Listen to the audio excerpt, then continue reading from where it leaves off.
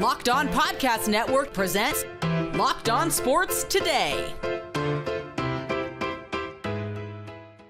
The Patriots got a prove-it win on the road over the Bucs. Also, the Rams offense still on fire against the Niners. And Aaron Rodgers and the Steelers got shut down by the Chargers. I'm Peter Bukowski, starting your day with the can't-miss stories and biggest debates in sports. You're Locked On Sports Today. Searching all major sports. Found. Let's start with the biggest story. The New England Patriots were the stars of the early window on Sunday, getting a key 28-23 win over the Tampa Bay Buccaneers. TreVeyon Henderson sealed the deal. Nick Cattles from Locked On Patriots joins me now. And Nick, I think if you're a cynic about the Patriots, or you've been an NFL fan for the last 20 years, you've been sort of like, hey, can this please be fake? This was an opportunity for them to say, no, this is not fake. We are for real against one of the better teams in the NFC. What did you learn about this Patriots team? I mean, I learned that the rookies that they drafted back in April, they wished that they were going to bring some explosivity to this offense, Peter. And finally, on Sunday, that's exactly what happened. TreVeyon Henderson, you mentioned, two big-time touchdown runs from him. Kyle Williams, rookie wide receiver, with a 72-yard run and catch touchdown as well. So, you know, they got contributions from a number of guys. Elijah Ponder, a UDFA pass rusher, made a pretty big play in the fourth quarter as well. So it was really the young guys who showed up big time down in Tampa. Kyle Williams was hauling on that touchdown run. This was not the vintage Drake May. This was not the Drake May that we've seen leading MVP conversations to this point. It's not that he had a bad game, just statistically not his best game. There were some issues, did throw the interception, still averaged almost 9 yards an attempt. What did you see from Drake in this game against the Todd Bowles defense that can be a problem? Yeah, I mean, given the circumstances, Peter, I thought he played pretty well. The Todd Bowles defense is tough, a lot of different looks. They disguise coverages. They send a lot of pressure. They love to blitz.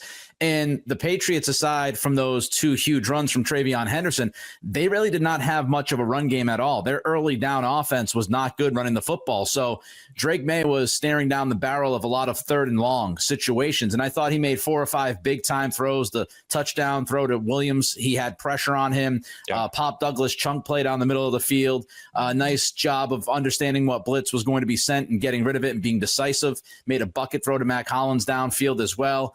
So I thought he made 4 or 5 big-time throws. He did have the egregious mistake with the pick in the end zone. But overall, I'd look at this and say it was a good step for him on the road against a good defense, and I thought he did enough. Did you see what you wanted from this defense if this is going to be a team that can make noise in the AFC? I mean, it's AFC seems like anyone that wants to win it can go win it, especially after what we saw from Buffalo. I mean, my God, on Sunday, I mean, the Patriots have to feel like, hey, not only is this our division to win, why not us in the AFC? But defensively, I think that's where some of the personnel questions at least crop up. You know, their defense has been interesting because 7 out of 10 games they've played this year, they've given up an opening drive touchdown. 7 out of 10.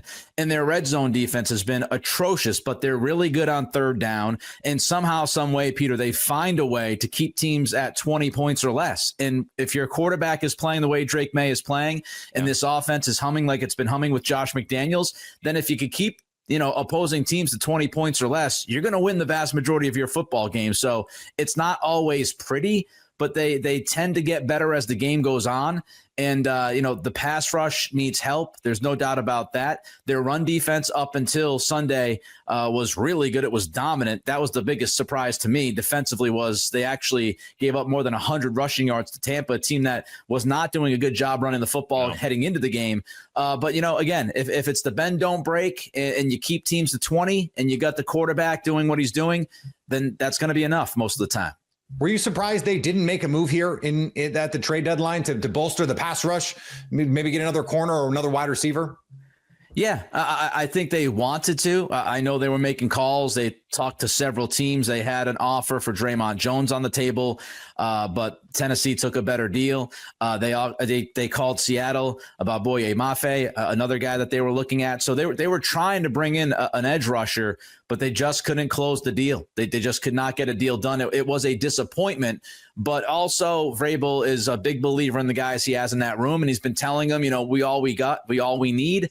And And that's kind of the message to them, is hey, we have the guys that we need in this locker room to win football games. So they're confident that they can continue to play the way that they've been playing. And 5-0 on the road, I think, speaks a lot about their mental toughness.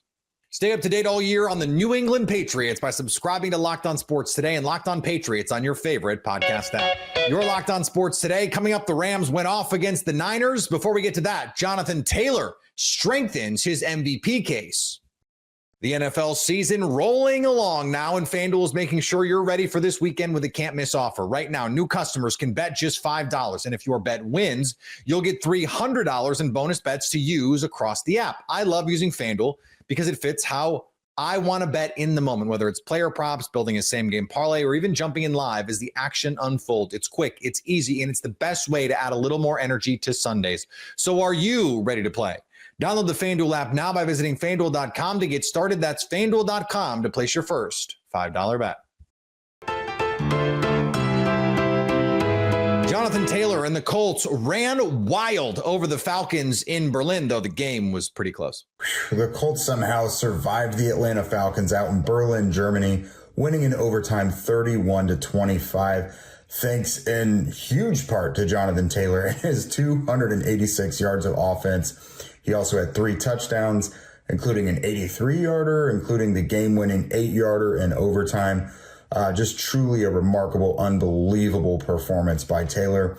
The defense came up with several stops when they needed to throughout the game. Some warts there in coverage. We'll get to that later. Some warts on offense. 7 sacks given up, another 2 turnovers by Daniel Jones. But for now, we're going to celebrate this win. We're going to celebrate the fact that the Colts are back, remaining atop the AFC for now. And going into the bye week. Nothing bad can happen to us next week, you guys. Catch us on the Squad Show on YouTube and wherever you listen to podcasts. The Dolphins, yes, the Miami Dolphins inexplicably crushed the Bills. I'm not sure who this Miami Dolphins team is, but I like it. The Dolphins in Week 10 coming home with a rare win against the Buffalo Bills, scoring 30 points against Buffalo for the first time in the Mike McDaniel era. The irony here, of course, is Miami is a team that everybody has written off, and rightfully so. They are now 3-7 on the season, but the way in which Miami played this football game stands out to me because Miami so often against Buffalo has pressed to try to race to points and play fast and throw the ball all over the field. Miami stayed patient with the run game in this contest, and it pays off. A couple of explosive runs in the fourth quarter pop, and Miami scores 30 points, brings home a dub to move their record to 3-7, and will now head overseas to play the Commanders without Jaden Daniels next week. The Lions put together one of the offensive performances of the season in a win over the beaten-down Commanders. That was easy. Lions take care of business and handle the Washington Commanders today on the road 44-22. The big story, Dan Campbell taking over play calling duties from offensive coordinator Johnny Morton. And the Lions offense cruised to 44 points. They scored on their first 8 possessions. Jahmyr Gibbs, 3 touchdowns today. Jamison Williams unlocked over 100 yards receiving, 6 catches, 119. Defense was great. And look, the Lions were very physical up front. The offensive line bounced back from a terrible performance last week against the Vikings. This was Detroit Lions football as they beat up on a banged-up Commanders team. More coming up right here on Locked On Lions. And the Texans got an absolutely ridiculous and scorigami win over the Jaguars. I don't know how the Houston Texans did it, but I got these shades on right now because I'm trying to be as cool under pressure as Davis Mills when the game is on the line. I'm John Hickman of the Locked On Texan podcast, your team every day. The game started a little bit shaky for the Houston Texans. Interception early, fumble on kickoff return early, but they were able to fight through adversity. And more importantly than that, go on a 26-0 run in the second half, shut out Trevor Lawrence, shut out that run game, and we saw an amazing performance not only from the veteran Davis Mills, but also his connection with Nico Collins came up big for this team, but also the 2025 rookie draft class came up big for this team, but also that Houston Texans defense. You don't stop a team from scoring points if your defense ain't really like that. And this Texans team defense, it's like that. Make sure you listen to the Locked On Texans podcast throughout the week as I cover your team every day. Go Texans! The LA Rams, they got a little revenge against the San Francisco 49ers, a 42-26 beatdown in the Bay after the 49ers went to LA and beat the Rams on a Thursday night earlier this season. Doug McCain from Locked On Rams joins me now. Doug, Matthew Stafford has been on an absolute heater, 20 touchdowns, no interceptions the last month and a half here, and this offense seems to have found a gear that I don't know how many teams in the NFL can reach. No doubt about it. I mean, you start with Matthew Stafford. It was another MVP-like performance from him. 4 touchdowns, all to different receivers. Wasn't the perfect game for him when the game was still close in the first half. Did miss some guys, almost threw an interception. But it's the no turnovers. It's the fact that he is spreading the ball around. I mean, 22 touchdowns without throwing an interception. It's the second longest streak in NFL history. So that tells you a lot about where this offense is. But the number one thing you need to know about Matthew Stafford and the evolution of this Rams offense, it's about 13 personnel. Now, 11 personnel, and you got 3 wide receivers. That's how Sean McVay made his mark in this league. But since they've expanded, and a lot of this had to do with the fact that Puka Nacua went down with an injury a few weeks back against the Ravens, the silver lining there was that you inserted more tight ends, more 13 personnel, and all of a sudden this offense has just exploded. 35 points, 34 points, 42 points. The only team in the NFL to score 34 or more points in 3 consecutive weeks. And the 13 personnel, it's 30 of 67 snaps today. They average 6.7 yards per play with it. I mean, it's an absolute game changer, and it's unlocked so many things for this Rams offense. Yeah, and it's nice when you lose Puka Nacua, you have Sean McVay to figure it out. He's going to mad scientist something, but they brought in Devontae Adams, who was the leading receiver on this team on Sunday, and you still have another really awesome player that you can go to. He's not what he was in his prime a couple years ago. I was lucky enough to get to witness all of that, of course, in Green Bay, but that makes it easier when Sean McVay can go to someone like Devontae Adams. And it's not, no disrespect to, those other players, Jordan Whittington or some of the other players that they've had to go to over the last few years. This team is just, they've got more answers here. No doubt about it. And Devontae Adams is still an important part of this offense. Him and Puka Nacua are still going to be the most featured guys, but the tight ends have opened things up for Devontae. I notice his teammates call him Tay. So I've tried to evolve it. I want to call him Tay. So I sound like I know what's up. So they've been, we're not friends, so I don't call him Tay, but yeah. Okay, yeah, I mean, it works, right? He loves Crunchwrap Supremes. I love Crunchwrap Supremes. Same. We got that big same in common, right? But the thing about Devontae, though, is the tight ends, it almost feels like it's this cheat code at the goal line. It's like you want to put multiple guys on Devontae. All right, cool. They'll run it. You'll get Kyron Williams. You'll get Blake Corum, who's been a really nice running back tandem 1-2 punch. Want to go one-on-one with Devontae? He's going to win that matchup. One of the biggest plays today was in the third quarter when the 49ers and the Rams were exchanging punches in that early second half back and forth.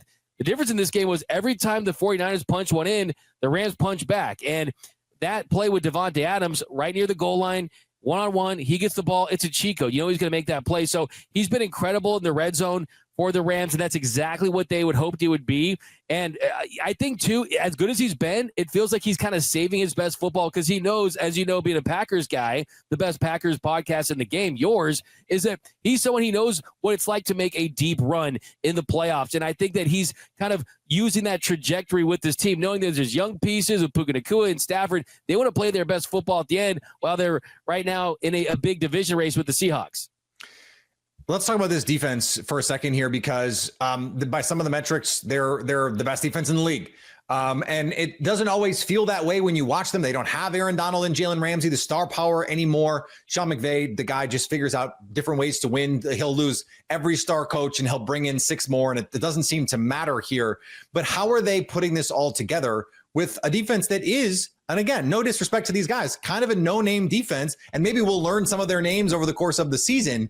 But this is not the 2021 defense.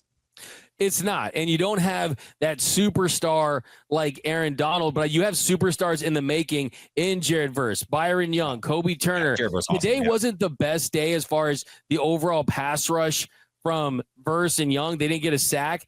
But, I mean, look at the interception of Emmanuel Forbes at the end of the game. It was Braden Fisk and Tyler Davis collapsing that pocket. You had a big interception with Forbes. You had another punch out from Nate Lamon. And I think that this defense from all units now it's just a really solid group. And I think today, yeah, you're right. I mean, it wasn't a great performance. You look at Mac Jones's numbers, throws for over 300 yards, goes 33 for He's torched them twice by the numbers. Yeah, exactly. Right. I mean, you look at that right there and you say to yourself, wait, was this a good performance? And I think that the Rams today said this, hey, we are going to give you something because it's Kyle Shanahan, but we're going to try to take away something. And they neutralized Christian McCaffrey for the most part. They didn't let McCaffrey beat them. And they said, guess what? Mac Jones is not going to outscore Matthew Stafford. So they were kind of fine with, all right, you're going to get some plays with Kittle. Wasn't a great performance from Cam Curl or Nate Lemon in coverage on Kittle, but they're going to make some plays. And at the end of the day, with Chris Shula, what he's been able to do with this group, he's turned them into one of the best pressure defenses from their front four. And you're going to see them bottle up running backs. That was the biggest difference between last year's team. You struggled against Saquon Barkley and the big explosive running backs. This year, you stop Jonathan Taylor, Saquon Barkley, Christian McCaffrey. Poona Ford has been a big part of that as well, but that's just what they try to do in the offseason, address that issue, and they certainly have. So, yeah, look, you're going to know Jared Verse's name. Like, this dude, he's got swagger. Like, he's already said he hates the 49ers, which in Rams land, that means something, right? Yeah. So he's got the personality traits to be that next superstar. But I think the superstar really is not necessarily these players. It's really Chris Shula, who's been a lot with this group. But watch out for him. I'm just hoping he comes back for at least one more year. Stay up to date all year on the LA Rams by subscribing to Locked On Sports today and Locked On Rams on YouTube or your favorite podcast app. Coming up, the Steelers could not get anything going against the Chargers. It was a rough night for Aaron Rodgers and the Steelers, who couldn't get anything going on offense against LA. Locked On Chargers host Daniel Wade reacted to the Chargers win largely due to LA's incredible defensive performance. Put some respect on my Chargers name, baby. Let's go. Massive, big-time statement victory by the Chargers. A victory to me that clearly tells the league that this is a team to be reckoned with. Yeah, they absolutely are. And it was great to have them show us they could beat a big team in a big-time moment. And today's episode is brought to you by FanDuel. Right now, new customers can bet just $5. And if your bet wins, you'll get $300 in bonus bets to use across the app. And David, that is what this shows, right? Like the Chargers, I mean, I'm happy to eat crow today. I didn't think they'd be able to do it. I didn't think they'd be able to find enough offense with the issues that they had on the offensive line.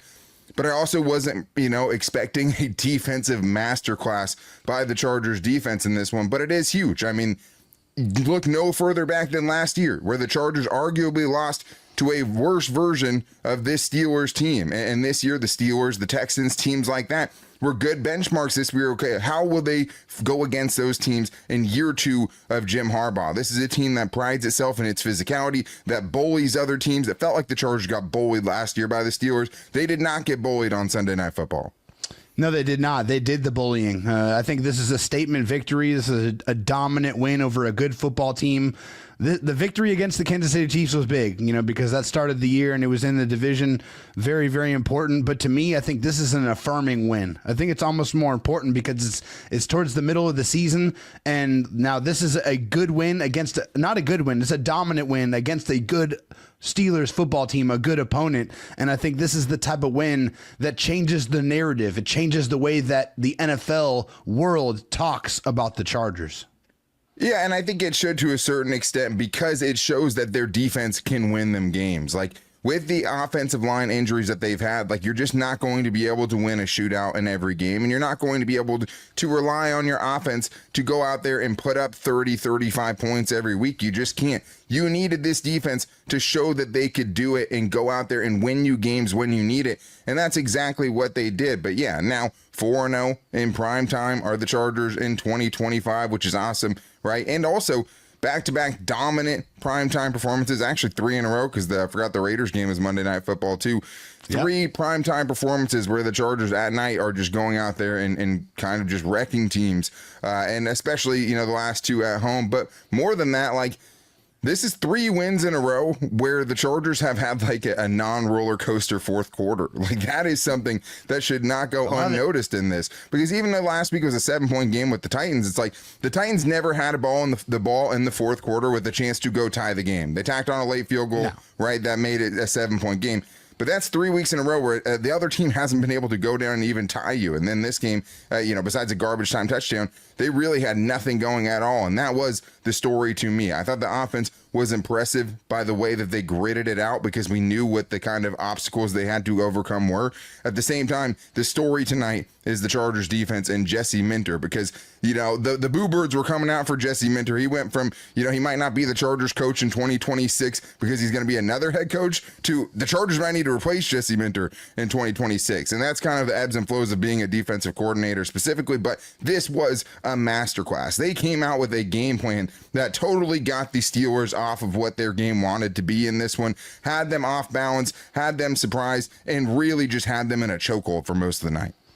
They really, truly did, and I love the physicality in the way they played defense tonight. Especially, I think Denzel Perriman was a guy that really set the tone with the way he played. The form tackling was beautiful, and I think that really reverberated throughout the rest of this defense, where they had Aaron Rodgers in absolute fits. 51.6 completion percentage, his worst in a game in over 5 seasons. They absolutely abused him, and they did a great job of confusing him and really just not giving him much time to be able to make any plays. They picked him off twice, and they were also able to get them to turn the ball over on downs in the red zone when they had their only real legitimate opportunity to score a touchdown. The Chargers were able to keep them out of the end zone and also kept them to only 73 yards rushing. No matter whether they were trying to throw the ball or whether they were trying to run the ball, the Chargers completely stymied this Steelers football team all night long.